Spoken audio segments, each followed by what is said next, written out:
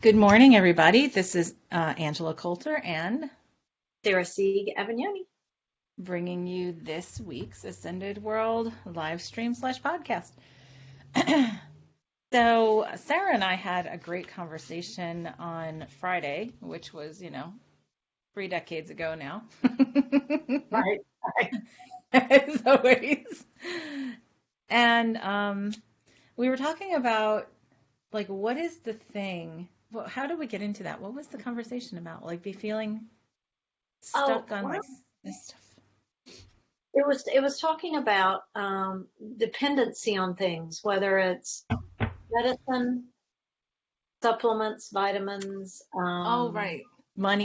then it turned into and money, and then it turned into the dependency on people, kind of from a perspective of they need to be your mirror.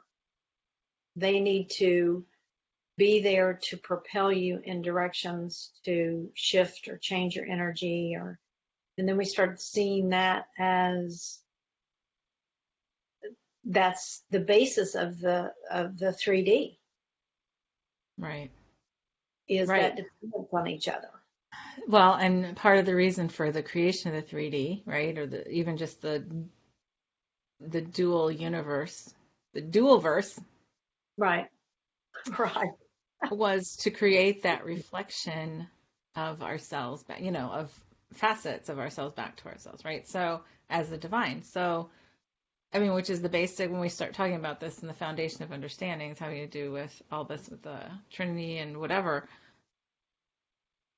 And we've forgotten that because we've gotten to such a level of depth of separation, you Right. know. And it almost started functioning as the glue that held the 3D into place, because it's the relationship with the government, the banking industry, I mean, your neighbors, your family, your every dynamic seems to be held together based on that kind of relationship. yeah. Good morning, Anne. I see Anne said hello. Yeah. Um, Yeah, yeah, Reema. so, yep, there's Sarah Newman. Yep, hi, Sarah. So, yeah, so we've gotten to this place where, so it's interesting because it seems like we're at this, like, really minute subtle tweaks that make huge differences right now, right? Right, right. So if we we look back and so many of us who've done this a lot of this active consciousness work over an extended period of time, we say, why am I still having this issue? Why is this still coming up? I've worked on this, I've changed this, I've done all this stuff to change, and it still comes up. And it's And like, what am I well, not seeing?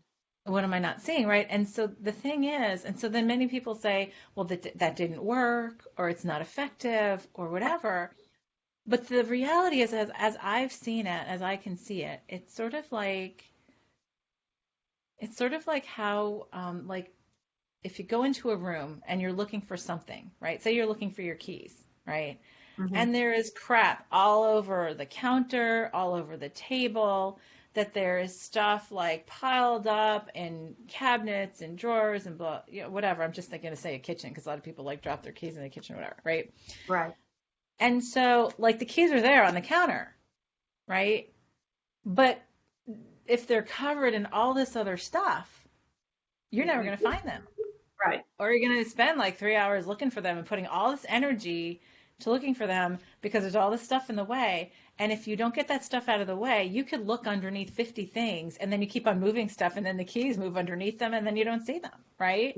Right. So it's the same thing in terms of our own consciousness and remembrance, where when we have all this other stuff that's piled up on top of like some core underlying thing, I call it like the princess and the pea kind of like thing, right? Right. Right. We're like, well, something's still not right. Something's still not 100% resolved. And yet we've cleaned this off or we've picked this up and thrown it away, but we still have this big pile over here. So it's not that this is ineffective. So the key that, and part of like what I focus on and part of what I talk about a lot, we talk about a lot is that when we a lot of times we do come back to the same pile several times, Right. because if we set the intention of, or within our creations and intentions, we set that energy of with ease and flow, right? And Mm-hmm. like sometimes that means in biteable chunks, right? Right. Right. Because ease and flow could easily be in a way that I'm not going to get taken out by an injury, by an accident, by an illness, right? But to be able to shift this and let it go, okay, I can pick up this piece of the, like at this point, where I am now, I can take this pile and I can throw it away. And then Mm-hmm. I'm going to sit and wait and let that, assimilate and shift things. And yes, things will get better. And then, yes, the same thing, the keys are still there, but now I have a better chance of finding them because there's a Right. clear spot here, right? So Right. they come up again. I need to find it, or it's like still like there underneath the peas, underneath the mattresses or whatever. Then I come to another pile and I can look at the theme for that pile, deal with that and shift it out. Now, sometimes we say, I'm just going to throw the whole thing away, right? I'm going to throw the Yeah. whole, like, The whole baby, kitchen. yeah, I'm just going to clear the whole damn thing out. And then once you do, like, all of a sudden you're like, oh, look, there are the keys. This is what Right I was there. looking for. They were right How there in front awesome. of me. Right. Hey, Yeah. And Laurel. hey, Laurel, good morning. Yeah. So, it's this, so like we always ask this, like this happens a lot because we think, well, God, and how many times you and I have said this to each other, like, am I not done with this yet? Right. Right. Right. How many times do I look at the same thing? Right. So this was related to what we were talking about somehow. I'll get back to it. Somehow it was important. But we get to this place where like these things are coming up, or something that hasn't come up for a long time suddenly comes back and hits us up, upside the head, right? Something that, and then Right. we thought, and I always say thinking, that something that I think about or thought about is really important to look at when we say that, because it's typically from the ego and the mind, right? Something that I Right. thought was resolved and completed might come back, because guess what? The keys are still under another pile, right? Right. So we're coming to the bottom. The more that we do a lot of this conscious work, right? And we commit ourselves to be in this consciousness and observant to ourselves and to what's reflecting back to us, the more we're clearing off all the counters, right? So that Mhm. there's less and less for us to look at, and the things get smaller and smaller, right? Till we finally Right. get to that pivot. Now, sometimes we get underneath that, and it's like some people call it the house of cards. Sometimes we get underneath it to the bottom, and we pull out the bottom card, and the whole thing collapses, and that's fine if it works. And like if we choose the ease and flow thing, and that works for us, then we are willing to let go and change. But sometimes we do it, in the middle of the pile. Sometimes we do it, in just levels and just separate little pieces. So Mhm. anyway, so we got back to this conversation where we're like, okay, so what's still there, right? Right. And we're talking about dependencies. Right. And I just the thing that came to me over the weekend after looking at it and I have to say it took me to a really rock bottom place to look at whether I looked at it from the perspective of losing all my dependencies and what did that look like. Whatever triggered it took me to a really dark place, really. And it's again, it was like, oh my God, how many times do I have to look at this? It's like I've done the shadow work. I've been here. I've done the self love. I've done all these things, and man, it just really cratered me. And I ended up really seeing the level of self nurturing and self love that it takes to have no dependencies. Yeah, yeah. Because we say dependency with some expectations, right? Because we think they're the big things, right? You Right. think addiction to Laurel says, "Oh my God, me too, Sarah. You should have seen me yesterday. I'm gonna write a blog on it today." It was, it was, I had so much self-judgment about where I was because it was like, I'm better than this Yeah, spiritually, I'm more evolved than this. And boy, I was just raw. yeah, yeah. And it's funny. When we hit certain parts of that pile or those pieces, like that's when it's suddenly like, oh, especially when it's those precious things that we've talked about, right? The precious, right? Right. I can do And when we, anything but the precious. right, yeah, like I'll let go of anything else, but let me keep this, right? Yeah. And which is then the end of most times is the P, right? So it was funny, we were talking and I said, when this came up and I said, what's funny is I see this going on with so many people around me, like really hitting this one point again and again and again, because now the higher self is saying, no looking away, pick up the keys. They're right there, right? Right. Right.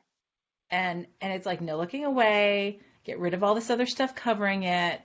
And that's where like the ego's like, no, no, no, no, no, no, I don't want to get rid of that, right? Right. So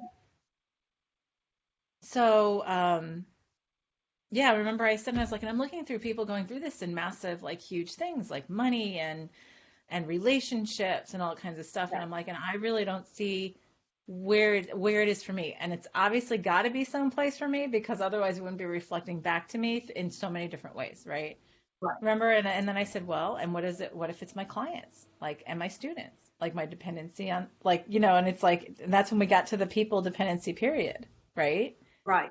Right. And we have all these beliefs about certain things. And it's really funny as I say that now, and it's actually not charged at all. It was charged when I first said it, and now I'm just like, yeah, got rid of all that. And it was almost like as Right. soon as I saw it, it was gone, right? It was Yeah. like, oh, Well, and now you can't touch it again, which means that it really is gone, which is yeah, really, yeah. yeah. And I'm just like, now I feel free. And it's funny because it's like I was like, oh my God, some like little tiny lock just unlocked, and I feel Yeah. completely free, right?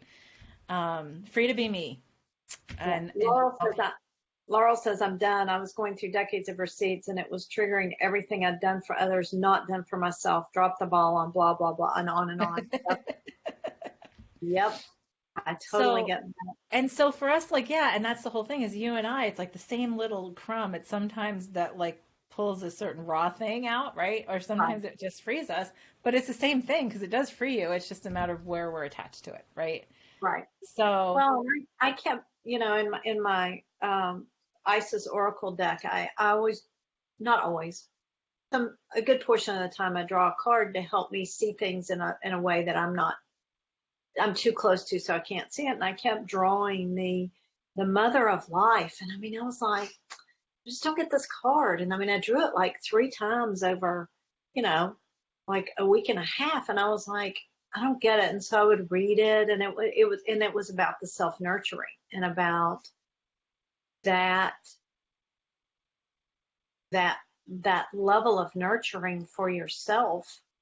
And I mean, it took till last night for me to finally get it. Of course, for some reason, I never sleep Sunday nights. I don't know if I'm sleeping too late over the Saturday morning and Sunday morning, or if it's in prep for this call.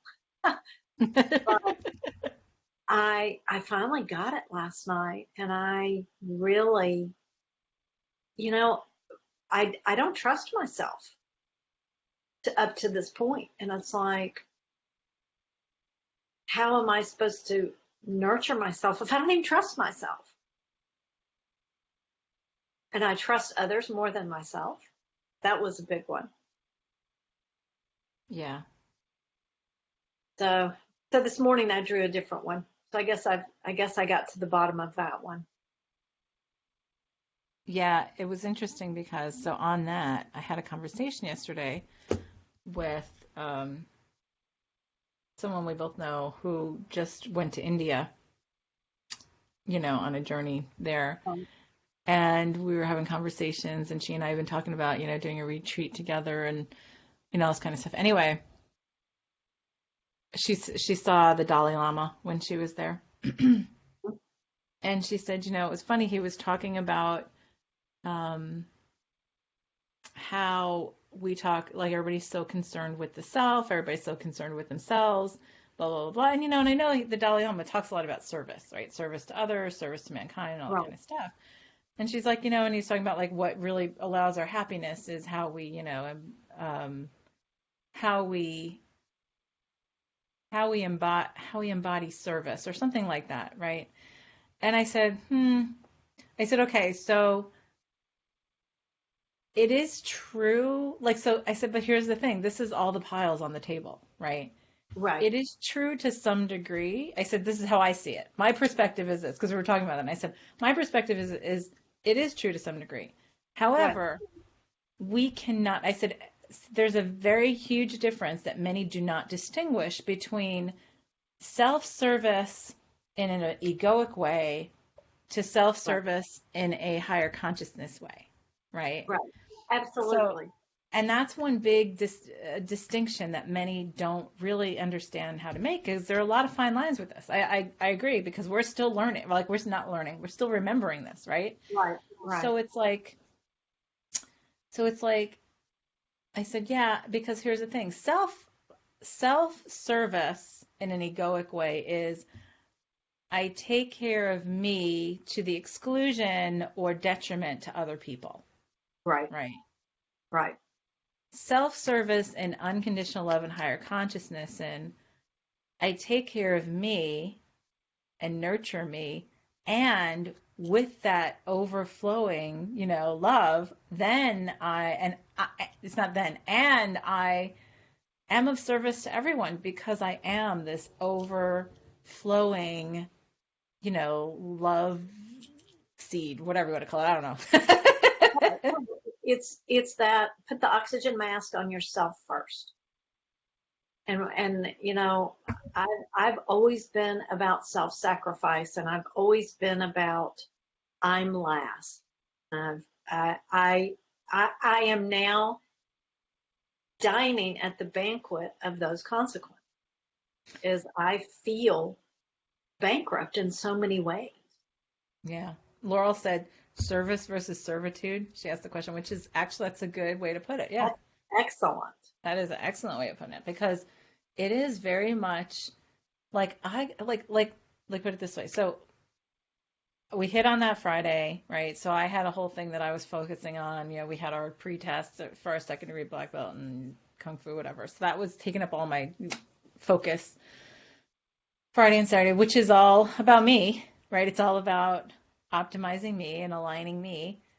And and I was so like in this place of freedom. Like I said, after that conversation, it was like something just broke, which was in a good way. Right, And I was right, just like, and I'm like, everybody's got their thing. That's great. You got your, like, this is it. And this is where I am. And when if I come to do things with, for, or, like in service with other people, it's only because I'm in this place where I am this huge bundle of unconditional love, right? right, And how can I do that unless I nurture and service myself, right? right, right. Well, if you don't come from that place, there is always an underlying agenda. Right. And so like for me, so Saturday night we did this thing, like we do this thing in my family every year because my grandfather was Irish, and my Right, grandmother used to make these kick-ass belly bomber, potato pancakes, and she taught me how to make them through sight and like doing it together, not on a piece of paper before she died. So every year, sort of in honor of my grandparents and all of that, right, we get together, and it's a family thing, and we get together, and Sierra was home from school, and Brianna was home, and her boyfriend comes over because he's been with us now like 4 or 5 years to do it, and my mom comes over, and I make this huge amount of potato pancakes from scratch, and they are belly bombers and greasy and whatever, but they are really yummy. And but the thing is, it's not a chore to me because it's like comes from a place of love, of right. this is fun, this is a unity thing, and it's not. And this year, what was funny, what I noticed that was really funny after our discussion on Friday and doing this on Saturday was that usually I'm the one doing all the work, right? Right, right, getting it all, because it's like, peeling the potatoes, grinding it, the onion, the cheese, and all that kind of stuff. And Brianna started peeling potatoes, and her boyfriend started peeling potatoes. And then, like, Sierra's like, she's like, oh, Mom, she's like, I want to do the grinding. So she's like, show me how to, show me how you like what you do, and da da da. And Scott's doing something else and whatever. And it was just like, and at one point I was literally standing there, and my mother was doing something. And at one point I was literally standing there doing nothing, and everybody else was Right. doing all the prep work, right? Right. And my mother looks up, and she was actually sort of like, she's being snarky, but she was like just joking. She goes, do you need something to do? And I said, well, I'm going to be doing the cooking, so I'm happy, totally happy to have all y'all doing this. This is Right. great. Right. But the funny thing was just that little tweak of, I'm doing this from a place of love, in a place where I love to do it, and I love to provide this and create this. And it's not on the dependence of somebody else liking it. But it was funny is that little tweak of freedom of, I don't have to be dependent on whether you like it or not, on whether Right. you want it or not. Then all of a sudden everybody else stepped up to the plate, and all of a sudden they were all doing the same thing, right? I want to be a part of this, right? In fact, Which is the whole point.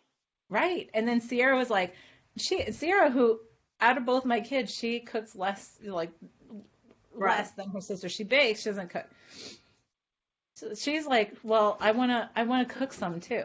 Like, show me how to do this, like how to do. And I was like, so she was sort of watching, and like once I got the oil heated to the right temperature and whatever, and I was like, okay, this is what you do.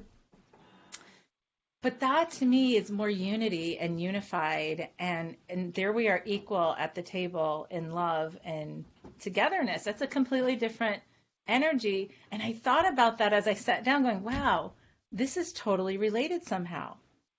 And so, like, and I was like, okay, so I can sit down when I want to, I can get up, I'm still making the potato pancakes, because they take, it's like, there's so many, and they like wait till I get a certain pile, and then everybody starts taking it, and I can barely Right. keep up, kind Right. of thing. But it was fun, and we had a great time together, and it was like all kinds of just very equal at the table, and that was such a very different energy, and I really enjoyed Right. it. Like, and I've always enjoyed it, but it's like I enjoyed it even more, you Right. know. Laurel says the key difference is, are we doing something for some element of validation, inner or external, versus are we doing something because we're guided to? Which that is a really good distinction. Yeah, yeah. And that we do it from the heart in this complete way of not only nourishing others. I mean, how funny, how literal can you get nourishing, right? Food. Right. Right. Well, and you come from a place of abundance versus lack or need, Yeah. which I think is so important for me, from that perspective of feeling like I'm just bankrupt. It is, and I don't trust myself to fulfill that void that isn't really there. Hmm. Yeah. Yeah. And it really does, it frees us in so many different ways that are so subtle that Oh, I know. we don't see them until after we freed ourselves, and then we're like, oh wait, this was so much easier. Wait, Right. this is so Well, much easier. and for me, the depth of this, the enormity of this for me, I base that on how low it took me to come to this realization. To me, that's like, okay, yeah, I finally found the keys. Yep. Yep. That's good, right? Because now it's all up from here. Right, right. Well, it's like seeing with different eyes now. Yeah. Yeah, and so it's really, and it's one of those things, we have a lot of layers, I think, of we don't realize how many layers we actually had. Um,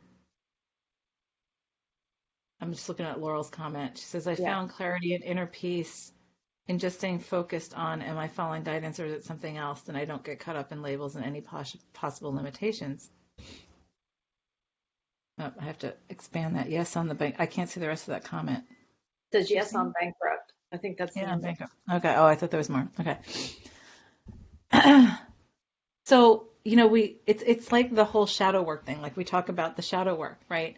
And how many say, "Oh, I did that," right? Like I did it on Saturday afternoon, and then I was done with Right. it.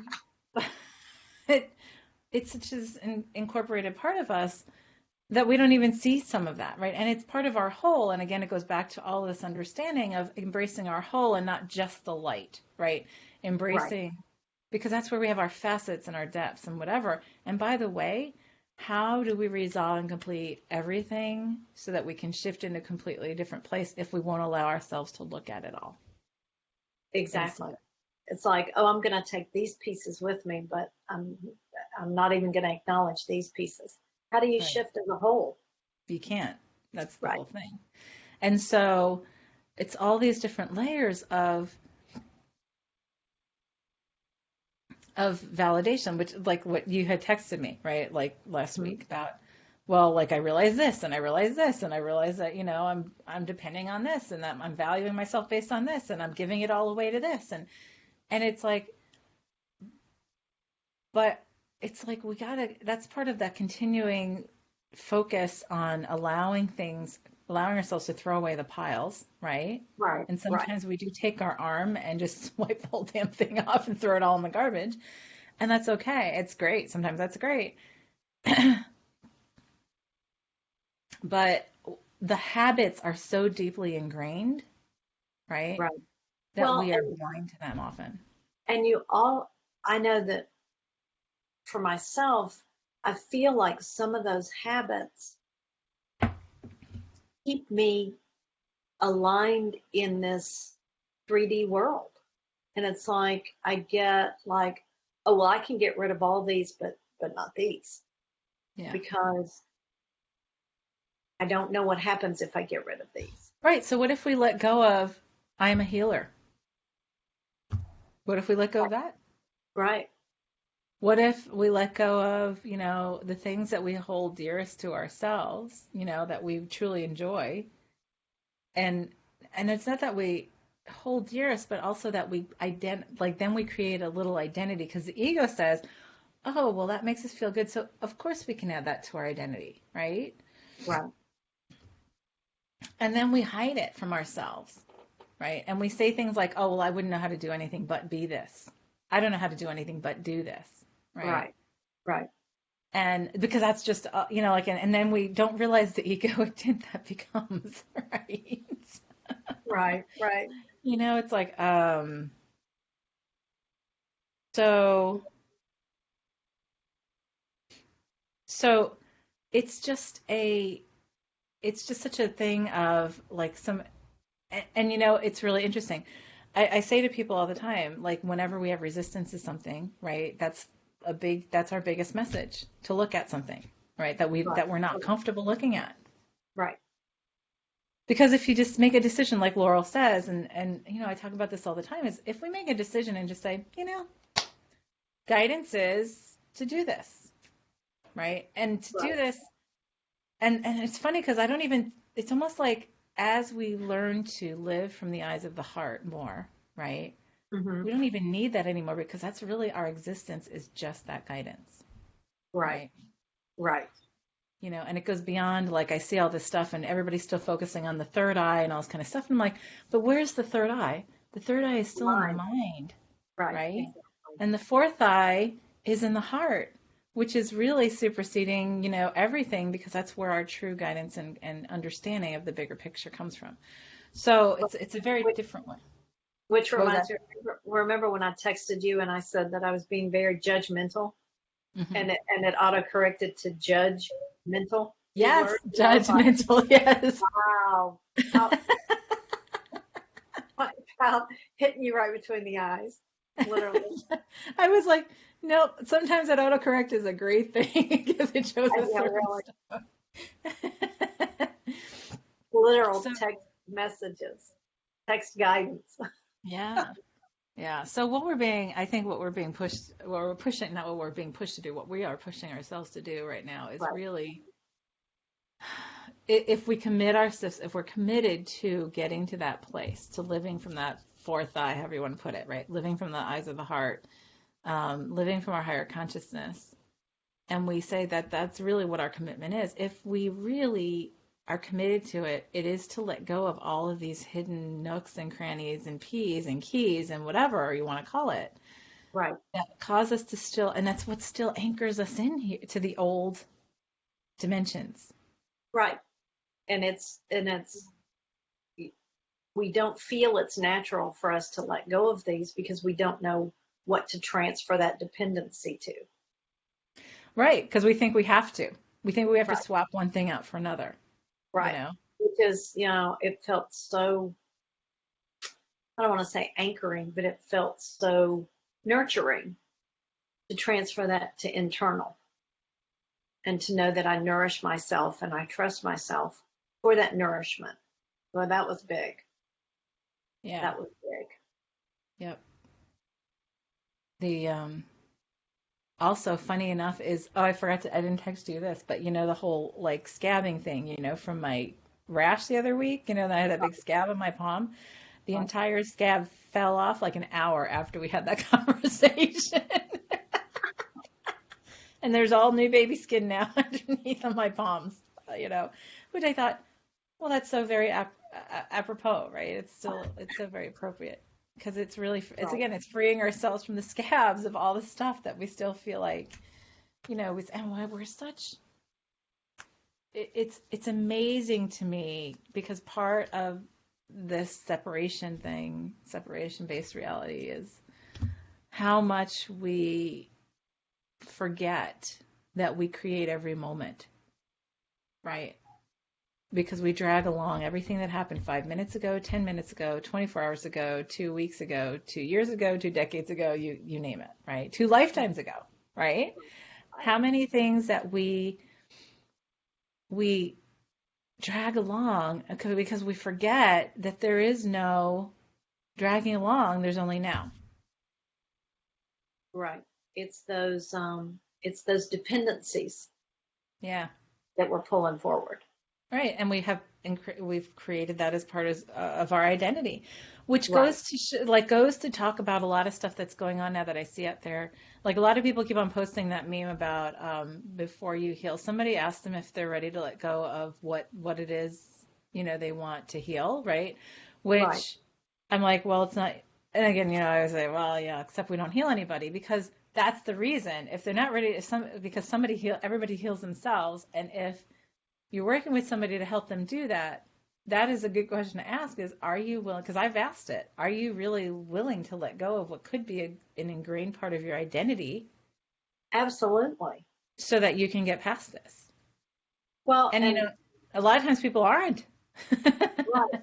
And I've found that once staying the same becomes more uncomfortable than the discomfort of changing and letting go of that.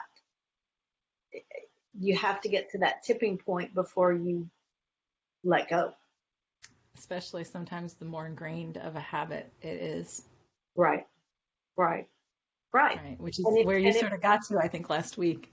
right, and if it's one of Yeah. those core woundings, if you want to call it that, or lesson you came in to learn, or what you decided would be your identity, Hmm. it's a big one, Yeah. Well, and yeah, there's because, so many distractions to keep you from changing oh, so many distractions, right? that. Right. We can come up with a million of them. No Yeah. problem. I was talking to my husband, and I was like, "Yep, I'm gonna have the whole house painted by the time I figure this out." It's like I'm looking at this room. That'll distract me. Yeah. Yeah, I know. And that's something that I've gotten into the point of asking myself if I'm like feeling like pushed, like a compulsion to do something, I will stop and be like, so is this truly from guidance or is this like a distraction for something else? Right. Well, And and I sometimes did. you need the distraction, right? Well, and I find painting very meditative, just Right, like me too. Hmm. vacuuming or mowing the lawn, like I did yesterday, which was a killer. First time of the season, but Yeah. very Yeah. very meditative. Yeah, and sometimes we need that to help shake us out of something, right? Right. Right. Now, as we commit more and more to that self-observance, right? I would imagine that we need less and less to shake us out of looking at things, right? Right. And I can see that, like, because I can see things a lot better. But if I feel stuck on something and I'm not sure why it's there, I do continue to try different things and different perspectives and different way, different to try to shake my perspective into a different place, right? Absolutely. Right. And it seems to be that the things that I come to now that that tend to need that are those things that are the more deeply embedded habits that I've been blind to for so long. Right. So, and even things that are underneath, like that's at the bottom of the pile. Because then it's like when I look at that, like I did on Friday, then I was like, oh, look, there it is. And I was in that place of, okay, flick, it's gone, Right. I'm Right. done. And then the thing that we get discouraged and hit rock bottom about often is the ego saying, if I let go of this, then what am I? Right? Right. Who am I? Who am I? Um, I don't know who I am. Like, or even just like, if I let go of this, I don't know who I am. Right. And how am I important in the scheme of things? Well, like you start asking these questions because I've had them, right? Right. Um, and remember, every time we think that, even in a little wisp, that's egoic. It's a dual based thing because important means there's something more or less important. Like you can or not be valuable instead of Right. you are the divine all the time and all that kind of stuff. No matter So what. there's like, it's like this big circle. Right. Right. Yeah. It's that self-fulfilling prophecy that, you tweak that and it then becomes the spiral. It allows that change. Yep. Where's the yawn? There's the yawn. So, it's not for us to lament letting go of these things and these part of ourselves, but Right. it's for us to celebrate our freedom and back into wholeness and unity because the more we accept that wholeness, the less we have to be, right? Or the less we have to do. Goes back to Right. that doing from being versus being from doing, right? So we rather Right. do from being because then when we're doing from being, it's just simple creation all the time in every moment. Right. Imagine the freedom from searching for self-nourishment when you have it all. Yeah. Well, and then you don't need anything because, and Exactly. that's when that's comes and coming back to full circle is that's when you end up being the biggest service to the entire, Because you're doing creation. it from a place of being. Absolute completion and Right. fulfillment, right? Right. And that's because of what I said to, this person we were talking about whole, that whole perspective of the service thing. And I said, because unfortunately, many don't know the difference between doing for yourself from an ego standpoint versus doing for Right. yourself from a truly unconditional love, higher consciousness standpoint. And I said, so when you're not looking clearly at that, a vast majority of people who dedicate their lives to service do so from an egoic standpoint, even though they would never admit to it. Right. Right. Because it makes them feel good about themselves, because it makes them feel more valuable. And Gives it's them all out, purpose. yes, it gives them purpose, makes them feel like, it makes them more valuable or fulfilling their, we talk about like, what is your purpose to serve, right? And it's like, well, what if my purpose to serve was just to realize and remember that I Right. already am everything Right. and What if that nothing. what if that example was your purpose? Yeah, being that example. And then everything we create or do from that being flows is with us. it flows in this huge abundance and love and overflowing in all directions, to help others remember that they can do the same for themselves. And And we've that's talked about the ultimate service. it is the ultimate service because what we're doing then is holding the space to allow others to step up into their own fulfillment too. Right. And so, it's funny because sometimes, I feel like, I repeat myself on a lot of these kind of, like in having conversations with people, but I'm always guided as it's a reminder. Just remember, yes and no. Yes and no.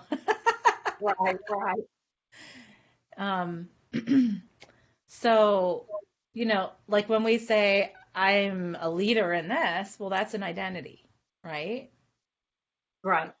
When we say I am this, right? Or, Hmm. but like when we say I'm this, that's also an identity.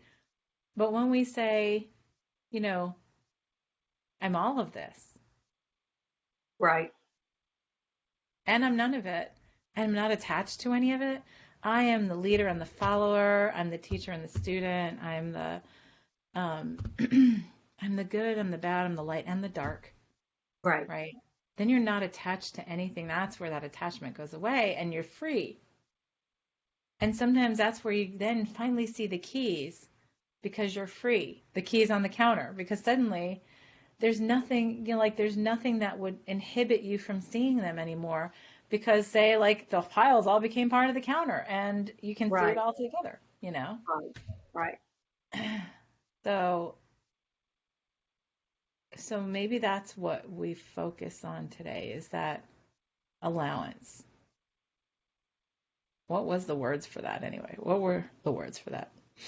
Oh, well, what I came up with over the weekend, which, addressed I am remembering, allowing, and embodying who and what I truly am, creating an enormous and everlasting flow of love, creativity, nurturing, money, abundance, uplifting, joy, satisfaction, well being, and peace.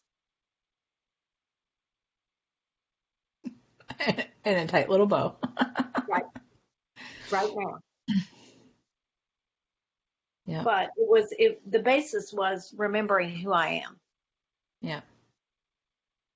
So I don't know if that's specific enough to what we just discussed. Well, it is, right? And it's like we've talked about how many people have come to me and said, so could I just set the intention, like, Trinity practitioners or whatever, because we talk about the creation statements and all that kind of stuff. And they're like, well, can I just set the intention I am? And I'm like, of course you can.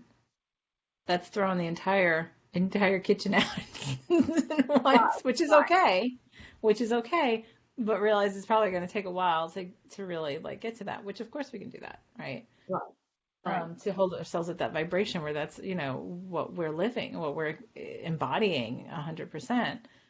So accepting, Laurel says, I'm ready for a thriving life. Yeah, exactly.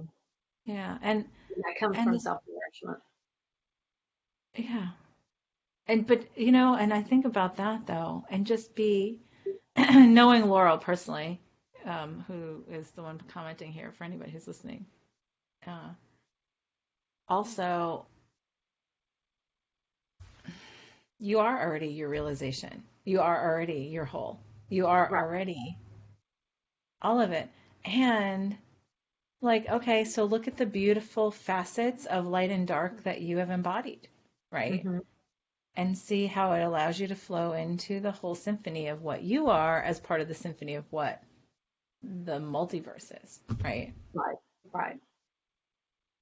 Because when we do that, that's when we connect our notes. Like we connect all our notes, go back to music, which seems to be Right. sort of my theme of the frequency when we get beyond the words right now. But yeah, and then it just frees us because then the notes, everything connects and then we just flow through everything. Yeah, we become the symphony. Yeah. So all of that in a Yeah. beautiful, Nice beautiful, huge package. package. Yeah. Okay.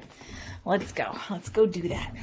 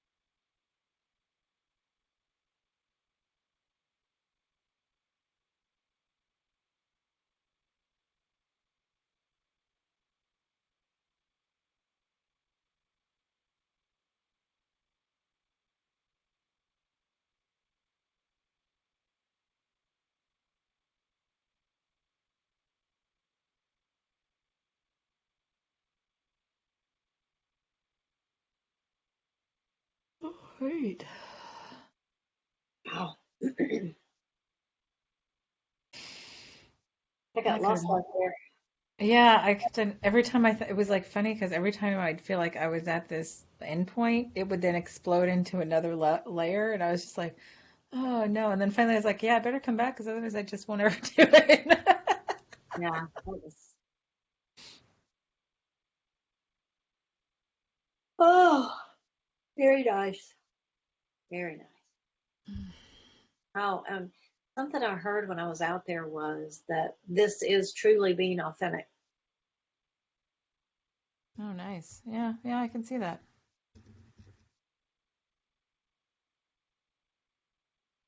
Yeah, actually, I had like three major ahas while I was out there, and I don't remember any one of them right now.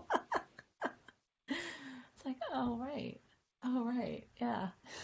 But I can't remember what they were because then it was just like, it was almost like I'd reached that, like the completion of that section, and it was sort of concentric, and then it would almost be like a bubble that went, and then it just expanded out more. Right, right. So nice. Yeah. It's all tingly. All right. Well, I am really glad we hit on that because this is a really powerful one, and it seems like it's so minor, but I think it's going to really make a difference, a huge difference for all of us. It things Oh, yeah, I remember what I saw. Go ahead. Yeah. things feel so critical right now that I think that this really will help. Yeah. What I saw in the beginning, that's what I just remembered that was like this huge aha was like I saw me becoming all like it was almost like a string of DNA. All of a sudden, like I saw these disjointed pieces just all sort of snap together in unison, right? And Right. then it pulled out, and then I saw that as being part of all these other strings, right, that were making something else. And all of a sudden all this other stuff, snapped together, like, sort of came in alignment. It was like it was just an incredible feeling of expansion. Because then every time I saw that, then it would go bigger, and then it would go bigger. Oh, that's nice.